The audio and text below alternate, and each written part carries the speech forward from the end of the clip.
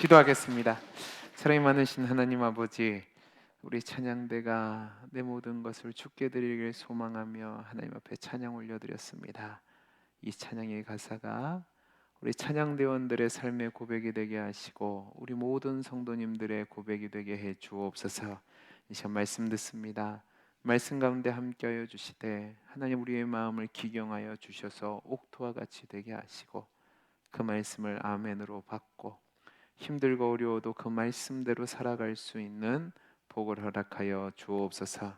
은혜 주시기를 소원하며 사랑 많으신 예수님 이름으로 기도하옵나이다. 아멘. 다시 한번 옆에 있는 분 인사하겠습니다. 말씀의 은혜 많이 받으세요. 말씀의 은혜 많이 받으세요. 오늘은 지난주에 이어서 이제 다윗의 만가에 대해서 두 번째로 살펴볼 겁니다. 좀 다른 관점으로 살펴볼 건데요. 다윗은 사울과 요나단의 죽음에 대한 소식을 듣고 애도하면서 모든 유다 백성들에게 함께 이 만가를 가르치고 이 만가를 부르도록 했습니다. 앞으로 살펴보겠지만 다윗은 사울이 죽은 뒤에 얼마 되지 않아서 헤브론에 올라가서 유다 지파의 왕이 됩니다. 그리고 거기서 7년 동안 왕으로 지내다가 이제 나중에는 통합 이스라엘의 왕으로 등극하게 됩니다. 그러니까 다윗의 이 만가는 다윗이 유다의 왕이 되려고 하는 무렵에 만들었고 자기가 다스리던 백성들에게 이 노래를 부르라고 가르친 겁니다. 그런데 이 만가는 우리가 내용이 그렇게 길지 않아요. 또 이 내용을 잘 안다는 이유로 우리가 그냥 지나치곤 했는데요. 저는 이 만가에 참 중요한 의미가 있다고 생각해서 지금 지난 시간 오늘 2시간에 걸쳐서 말씀을 나누고 있습니다.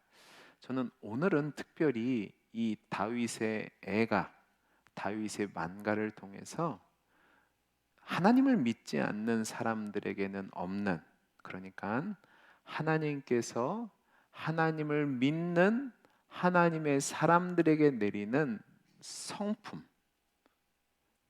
이 세상과는 구별된 고귀한 성품의 양상에 대해서 함께 이야기를 나누고 은혜를 나누려고 합니다. 여러분, 이 세상에 있어서 여러 가지 이 사회를 지탱하는 원리들이 있습니다.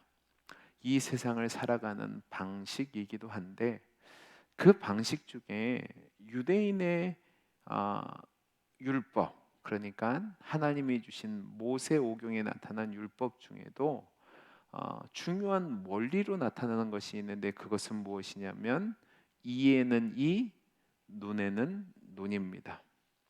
나에게 잘해주는 사람은 잘해주고 나에게 잘못한 사람에 대해서는 잘못 대하는 것이 이 세상의 일반적인 상식이고 원리죠. 근데 가만히 보면 이것도 잘할 때만 이 정도 수준이 되고 보통은 어떻게 우리가 살아가냐면 나에게 아주 잘해주는 사람에 대해서는 잘하는 신용을 하고 못하는 사람에게는 훨씬 더 많이 갚아주는 것이 우리의 본성이고 이 세상의 삶의 모습인 것 같습니다. 여러분, 하나님이 모세의 율법을 통해서 이에는 이, 눈에는 눈이란 동해보복법을 주신 이유는 어떤 관점에서 줬냐면, 야, 너 손해를 당했을 때 더 크게 갖고 싶은 마음을 멈추고 당한 만큼만 보복하라. 이것이 그러니까 마지노선으로 주신 것이 이 동해보복법입니다.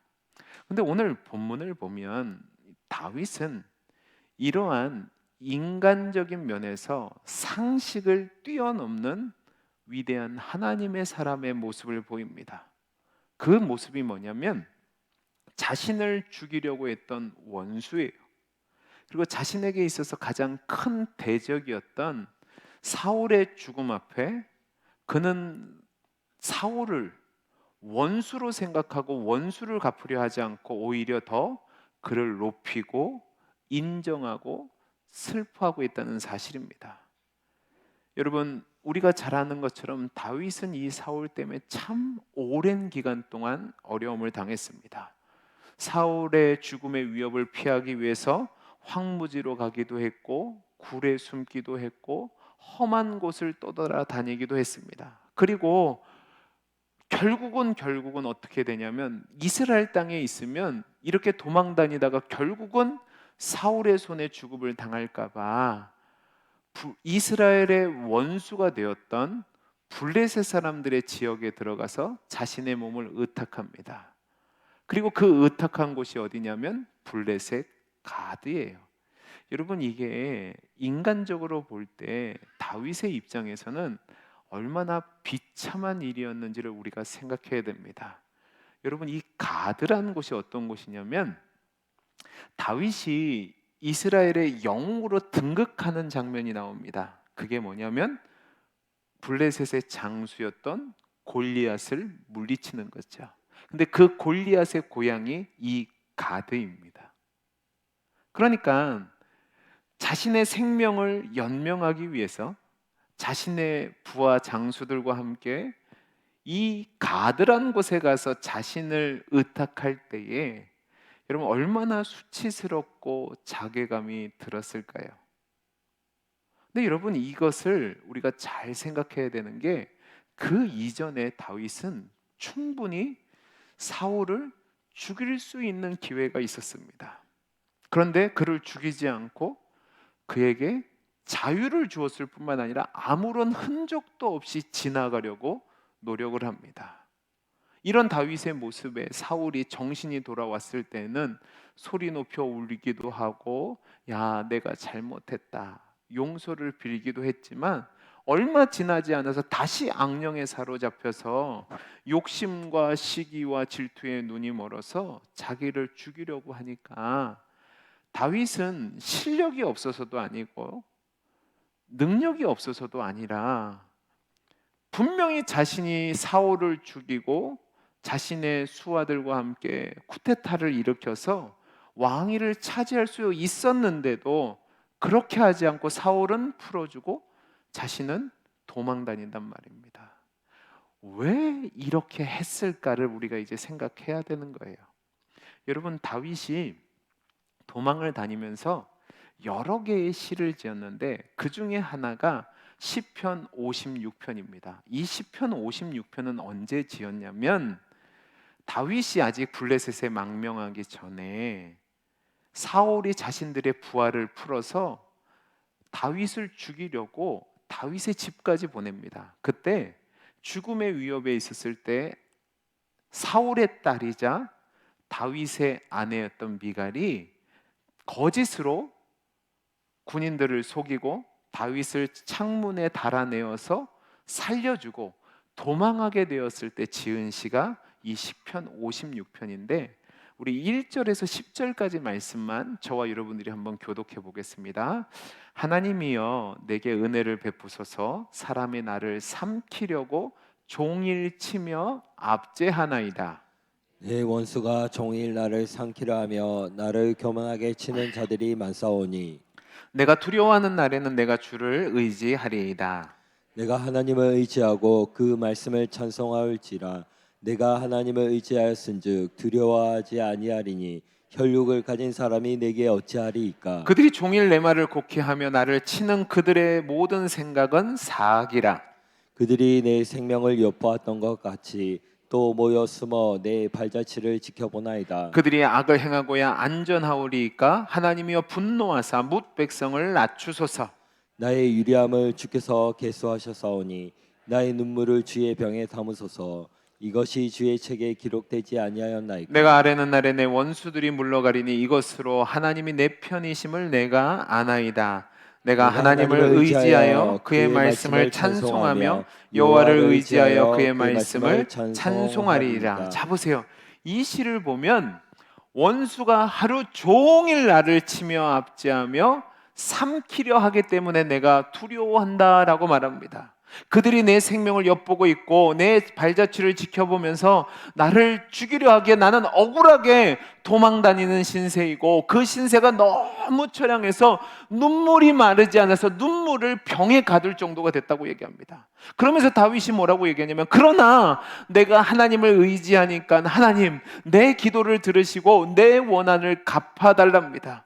왜? 나를 해하려고 하는 자들은 하나님을 두지 않는 자들이고 교만한 자들이고 사악한 자들이기 때문이랍니다. 나는 그런 중에 하나님밖에 의지할 사람이 없으니까, 의지할 존재가 없으니까, 하나님, 내가 하나님 의지하오니 하나님 원수를 악으로 갚아주시기를 원합니다. 나는 하나님만 의지합니다라고 한 것이 이 시편의 시입니다. 자, 여러분, 이게 다윗의 마음이란 말입니다. 자, 근데 이런 마음을 가지고 있던 다윗인데 사울이 죽었다는 소식을 들었을 때 여러분, 상식적으로 보면 어떤 마음을 갖는 것이 맞을까요? 아, 이제 살았다. 하나님의 거룩과 공의를 무시하고 왕으로서 자비와 공의를 베풀지 아니하고 교만하여서 불의와 악으로 가득 찬 사람, 그래서 악령에 사로잡혀서 나를 죽이려 했던 저 원수를 하나님이 이렇게 보응하셨구나, 만세다 하는 것이 맞을 거예요. 그죠? 근데 다윗은 그런 마음을 오늘 시에서 보이지 않습니다. 여러분, 그러면 그런 마음이 없었을까요? 대답을 해보세요. 그런 마음이 없었을까요? 아니에요. 있었을 거예요. 사람인데요. 근데 그럼에도 불구하고 다윗은 사울이 죽었다는 소식을 듣고 원수가 망했다, 하나님이 심판하셨다, 아싸! 라고 하는 것이 아니라 하나님 앞에 감사합니다, 기뻐하며 노래를 부르는 것이 아니라 슬픔 중에 이 노래를 지었다는 말입니다. 여러분, 이게 보통 사람들이 가능한 마음일까요? 여러분들은 훌륭한 마음을 가지셔서 이런 마음을 쉽게 가질 수 있을지는 모르겠지만 저는 아닙니다. 저는 이런 마음 못 갖습니다. 그냥 보통 사람이라면 겉으로는 사람들이 많으니까 자신의 체면과 품위를 지키기 위해서, 또 내가 큰 인물이란 인상을 심어주기 위해서 쇼를 할 수는 있을지 모르지만 속으로는 정말 잘됐다, 쌤통이다, 하나님 감사합니다, 원수를 이렇게 목전에서 갚아주시네요 라고 하는 것이 상식일 겁니다. 그러면 다윗은 그런 마음을 가졌는데 이 시를 지었을까요? 만약에 그런 마음으로 이 시를 지었다면 이 만가가 이렇게 생명력 있는 시로, 또 하나님의 말씀으로 남아있지 않았을 겁니다. 여러분, 진심이 없는데 어떻게 그 노래가 사람들의 마음을 울릴 수 있고 깨달게 할 수 있냐고요. 다윗의 진심은 다른 데 있는데 다른 사람들에게 자기를 자기 이상으로 선전하기 위해서, 또 정치적인 이익을 위해서 이 노래를 불렀다면 여러분, 이 노래는 역사라는 단련의 시간 속에서 불타고 사라졌을 겁니다. 그러나 이 시에 진실성이 있었기 때문에 이 시가 가지는 그 진리가 오랜 역사 속에서도 남아있고 빛으로 우리에게 비추고 있는 거죠.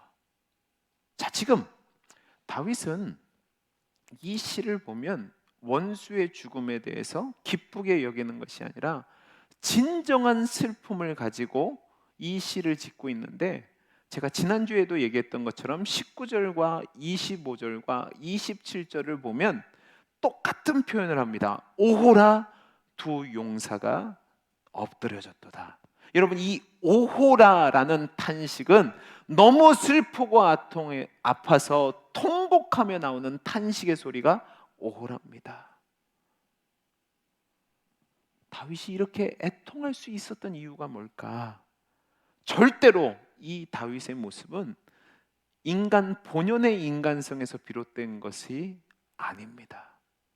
이것은 하나님의 특별한 역사 가운데, 은혜 가운데 나타난 모습이라고 보셔야 됩니다. 지금 다윗은 개인적인 원한 관계를 넘어서 사울과 요나단을 이스라엘의 위대한 용사, 이스라엘을 위해서 싸우는 병기의 가장 대표적인 상징으로 노래를 하고 있습니다. 이 얘기는 뭐냐면 사울과 요나단을 하나님의 기업인 이스라엘을 불의의 침입에서 방어하기 위해서 산성과 같이 든든히 서고 병기와 같이 그 대적들과 함께 싸우던 용사로서 이 두 사람을 상징적으로 나타내고 있는 겁니다. 그런데 지금 블레셋이 하나님을 모르는 이방 족속임에도 불구하고 승리를 거뒀어요. 그러니까 하나님의 기업이라는 이스라엘의 영광이 땅에 떨어지고 오히려 그 이스라엘을 대표하던 사울과 요나단이 죽었기 때문에 이렇게 슬퍼하고 있는 겁니다. 그러니까 이 다윗의 슬픔은 단지 다윗이 그릇이 큰 사람이다 라는 것만을 보여주는 것이 아니라 오늘 본문의 내용을 더 자세히 보면 하나님의 특별한 은혜 가운데 다윗이 이러한 모습을 보이게 된 겁니다. 제가 지난주에 말씀드렸던 것처럼 다윗의 만가는 총 9절입니다. 세 절씩 세 부분으로 나눠지게 되는데 이 만가의 가장 큰 주제는 뭐냐면 요나단과 사울의 죽음을 노래하는 것이 아닙니다. 이 만가에서 다윗이 슬퍼하는 가장 큰 이유는 뭐냐면 이스라엘은 하나님의 기업이자 영광입니다. 그리고 당연하게 하나님의 기업과 영광으로서 주변 이방 민족들에게 하나님의 영광을 드러내고 그 위세를 드러내야 하는 것이 맞습니다. 그런데 그런 이스라엘이 블레셋과의 전쟁에서 크게 대패하고 왕이었던 사울과 왕자였던 요나단이 죽음으로 말미암아 주변 사람들에게 비웃음거리가 된 거예요.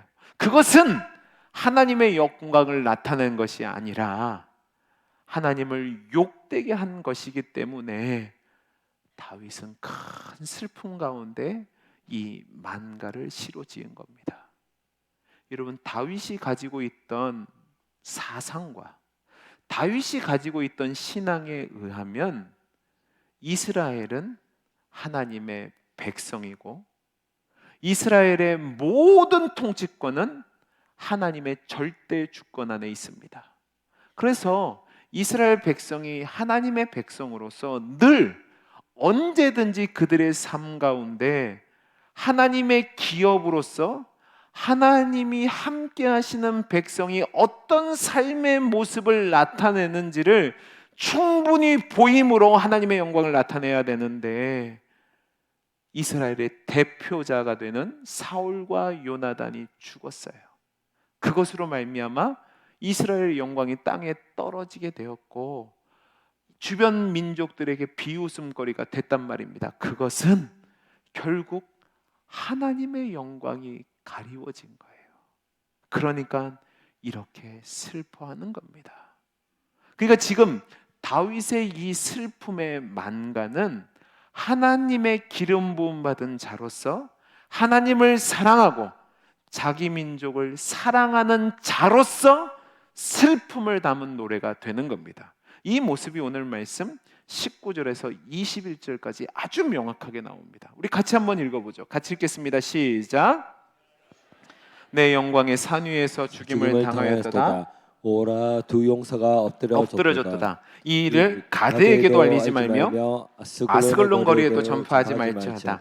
블레셋 사람들의 딸들이 즐거워할까? 할례 받지 못한 자들의 딸들이 개가를 부를까? 염려로다. 길보아 산들아 너희 위에 이슬과 비가 내리지 아니하며 재물 낼 밭도 없을지어다. 거기 두 용사의 방패가 버림바 됨이니라. 곧 사울의 방패가 기름 부음을 받지 아니함 같이 됨이로다. 아멘. 여러분 보셨습니까?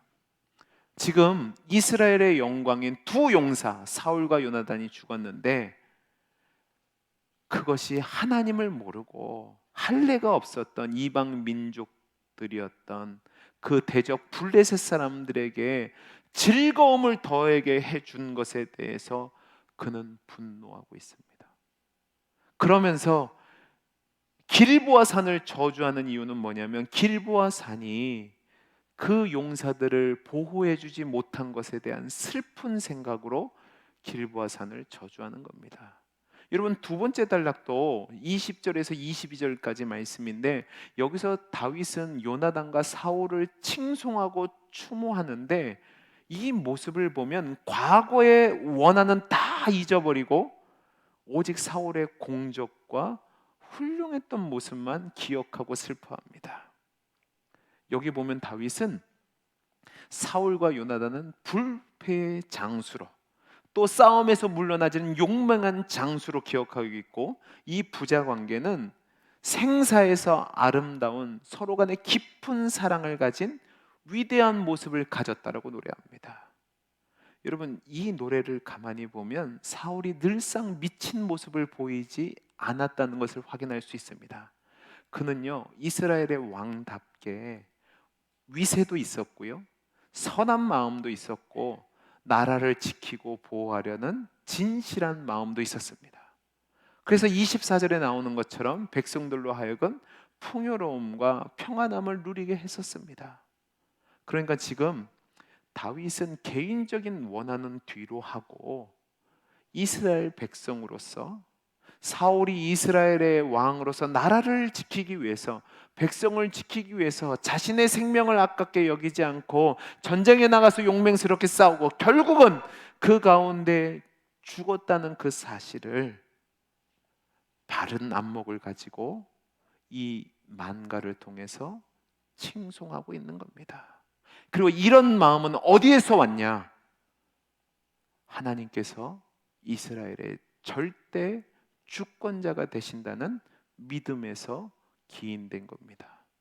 하나님께서 구원의 산성이 되시고 요새가 되시고 유일한 피난처가 되심을 믿고, 또한 그 하나님께서 내 인생을 주관하는 분이시고 자기 자신에게 기름을 부어 그 기름 부으심에 대한 목적을 반드시 이루실 거라는 확고한 믿음이 있었기 때문에 다윗은 이 만가에서 사울을 용맹스럽게 인정하고 또 그를 칭송하고 있는 겁니다.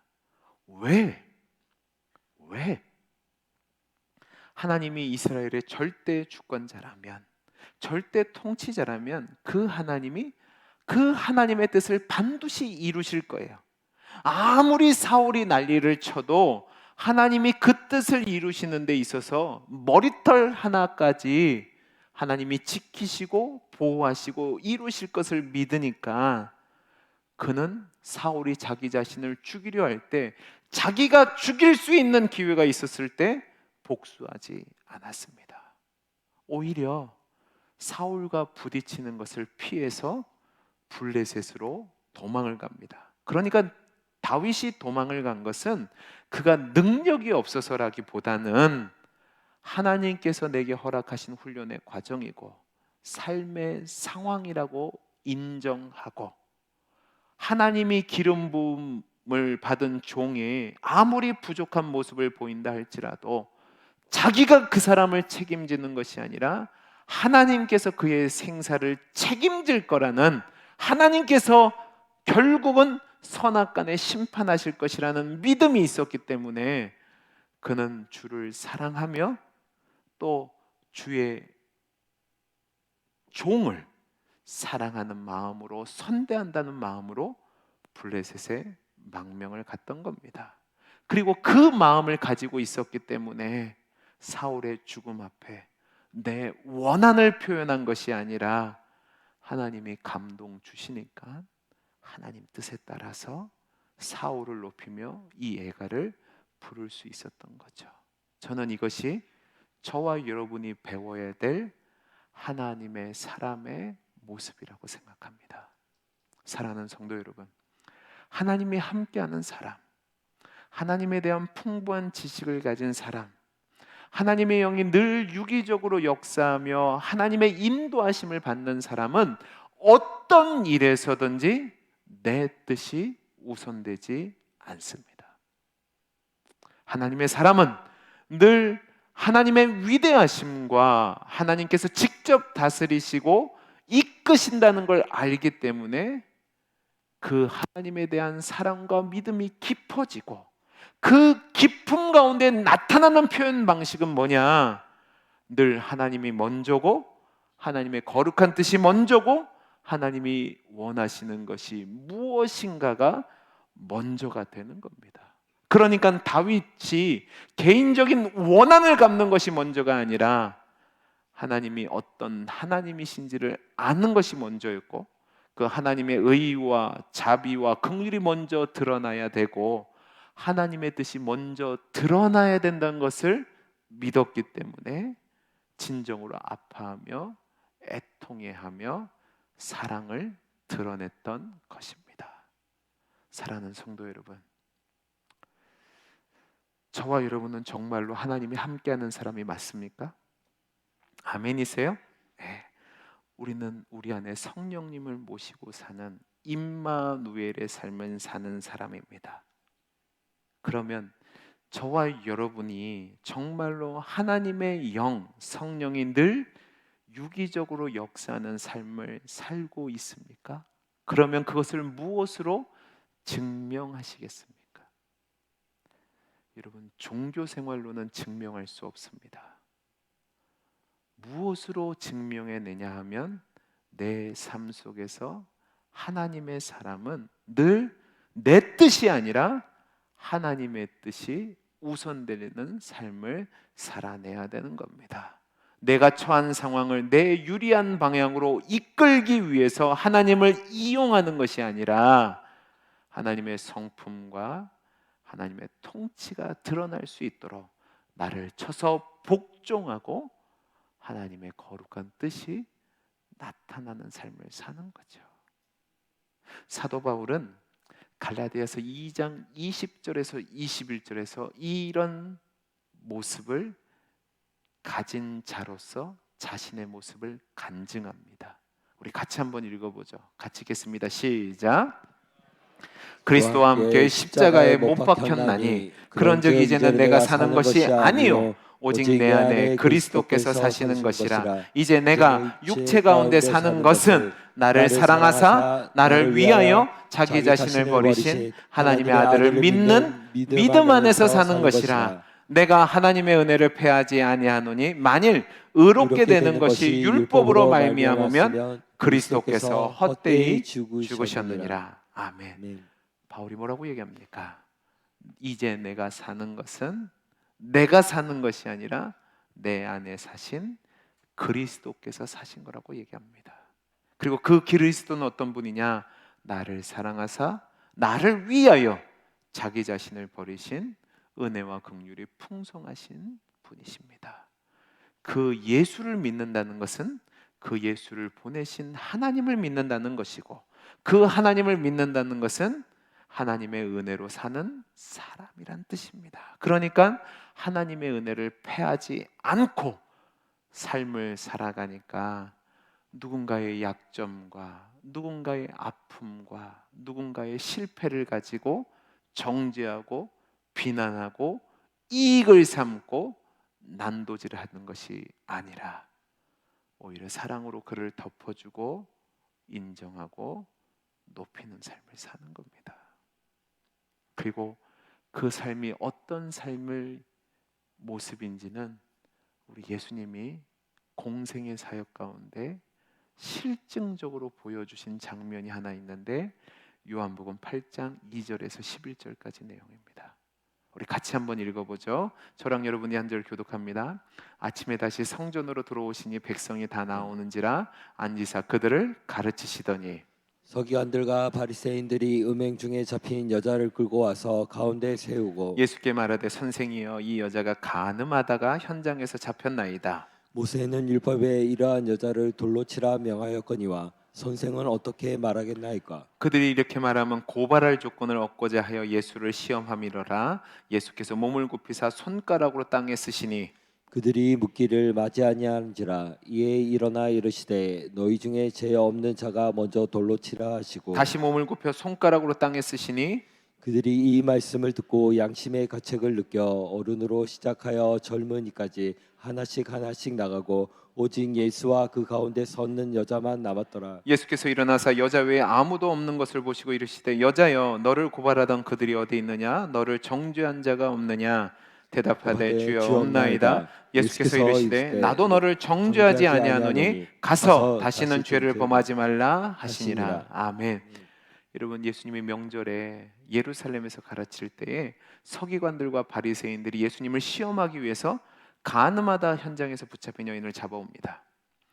이 말씀을 보면 바리새인들과 서기관들은 율법에는 능통한 자들이었습니다. 근데 이들은 하나님을 알지도 못했고 하나님 뜻이 무엇인지도 깨닫지 못한 자들입니다. 그러니까 예수님을 시험하기 위해서 이 여인을 잡아왔고 이 여인을 향한 연민이나 불쌍히 여김이 없이 오히려 돌로 치려고 하는 살기등등한 모습만 보입니다. 근데 우리 주님을 보시기 바랍니다. 우리 주님은 하나님이 어떤 분인지 아셨습니다. 그리고 하나님의 뜻이 무엇인지도 아셨습니다. 그리고 그 하나님이 어떤 일을 이루실지도 아셨습니다.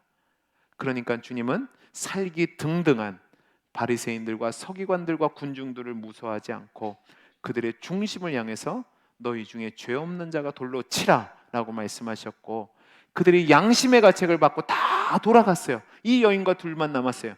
여러분, 예수님은 죄가 있습니까 없습니까? 없죠. 그럼 예수님은 돌로 쳐도 되잖아요. 너무 과격한가요? 그래도 되잖아요.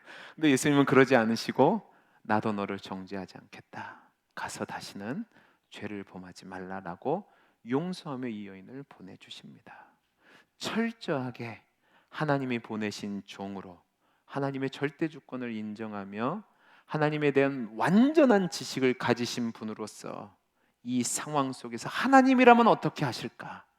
하나님이 행하고자 하는 일은 무엇일까를 아시고 하나님 뜻을 아셨기 때문에 이 상황이 하나님이 주신 기회라 생각하시고 그 거룩한 하나님의 뜻을 그 자리에서 드러내신 겁니다. 사랑하는 성도 여러분, 저와 여러분은 하나님의 백성이고 왕 같은 제사장으로 이 세상에서 살아갑니다. 우리가 우리를 보내신 하나님의 주권을 믿는다면, 또 하나님의 뜻이 반드시 이루어질 것을 믿는다면, 또 하나님이 어떤 분이신지 그 하나님의 속성을 안다면 하나님의 그 뜻과 하나님의 통치가 내 삶에서 이루어질 수 있도록 그 상황을 내가 유리한 대로 이용하는 것이 아니라 나를 쳐서 하나님 뜻에 복종하며 하나님의 뜻을 나타내 줄로 믿습니다. 육신의 소욕을 따르지 않고 성령을 소욕을 따르는 삶을 살아야 되고, 우리 삶의 자리에서 그러한 자답게 사랑과 희락과 화평과 오래 참음과 자비와 양선과 온유와 충성과 절제의 모습을 살아나야 되고, 또 아름다운 성도의 덕을 나타내야 되니까 믿음의 덕을, 덕의 지식을, 지식의 절제를, 절제의 인내를, 인내의 경건을, 경건의 형제의 우애를, 형제의 우애의 사랑을 더하는 모습을 나타내야 될 줄로 믿습니다. 그리고 여러분, 이 모습은 저와 여러분만 할 수 있습니다. 왜? 하나님이 택한 하나님의 사람들이기 때문에 그렇습니다. 저는 우리 장로님도 기도하신 것처럼 지금 우리나라를 보면 아무런 소망이 없어 보입니다.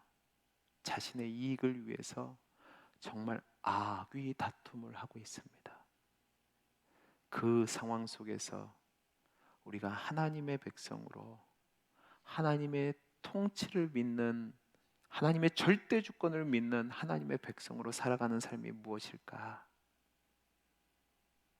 하나님의 그 주권을 믿기에 원수가 안타까운 일을 당했다 할지라도 사사로운 감정으로 복수하는 것이 아니라, 원수가 잘 됐을 때 물어뜯어서 긁어내리는 것이 아니라 우리의 삶에서 거룩한 성품과 성령의 아름다운 9가지 열매를 맺어서 은혜와 자비와 긍휼이 나타나는 복된 인생이 될 수 있기를 간절히 소원합니다. 그게 세상의 빛이고 세상의 소금의 맛을 다하는 하나님의 사람의 삶의 모습입니다. 여러분, 쉽지는 않을 겁니다. 왜? 본성을 거슬러야 되거든요. 그러나 하나님이 나의 하나님이시고 내가 그 하나님을 믿으니까, 내게 있어서 가장 중요한 것이 하나님이니까 그 하나님의 뜻을 나타나기 위해서 이러한 성도의 삶을 사는 저와 여러분이 될 수 있기를 간절히 소원합니다. 기도하겠습니다. 사랑이 많으신 하나님 아버지, 하나님의 주권을 믿고 하나님의 통치하심을 믿고 내 삶에서 하나님의 뜻이 나타나며 하나님의 성품이 나타나며 하나님의 목적이 나타나는 거룩한 성도의 삶을 사는 우리 모두가 되게 해 주옵소서. 은혜 주시기를 소원하며 사랑 많으신 예수님 이름으로 기도하옵나이다. 아멘.